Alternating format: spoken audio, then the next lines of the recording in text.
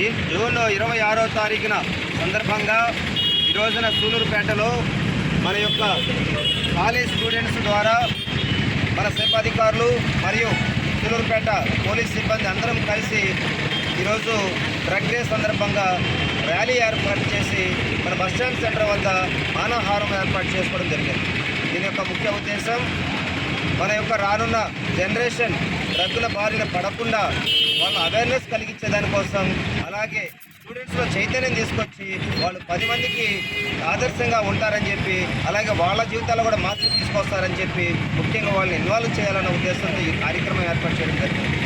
అలాగే టౌన్లో ఉన్నటువంటి యువతకు ఇచ్చే సందేశం ఏంటంటే, ఒక్కసారి డ్రగ్కి అలవాటైనటువంటి ప్రాణం మళ్ళీ దాన్ని అడిక్ట్ అయితే తన జీవితం సర్వస్వం కోల్పోవడం జరుగుతుంది.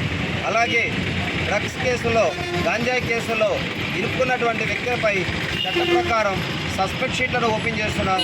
అలాగే నాన్ బెయిలబుల్ కేసులు కట్టి జైలు పంపిస్తున్నాం. కావున తన జీవితాలను నాశనం చేసుకోవద్దు. మరి ముఖ్యంగా అమ్మేటువంటి వాడు, కొనేటువంటి వాడు, సప్లై చేసేటువంటి వాడు, ఎక్కడన్నా గ్రహించేటువంటి వాడు, స్వీకరించేటువంటి వాడు ఎవరి మీదైనా సరే, ఒక్కడైనా సరే ఒకటే సెక్షన్ అప్లికేబుల్ అవుతుంది. వాళ్ళందరూ చట్ట ప్రకారం శిక్షించి జైలు పాలు చేయడం జరుగుతుంది. కాబట్టి మీ జీవితాలను అంధకారంలో వేసుకోవద్దు. రానున్న రోజుల్లో ముమ్మరమైనటువంటి దాడులు మేము కండక్ట్ చేసి ఆ దాడుల్లో ఎవరు దొరికినా ఉపేక్షించేది లేదు, ఎంతటి వారినైనా వదిలిపెట్టే ప్రసక్తి లేదని ఈ సందర్భంగా మీకు అందరికీ తెలియపరుస్తూ ఉన్నాం.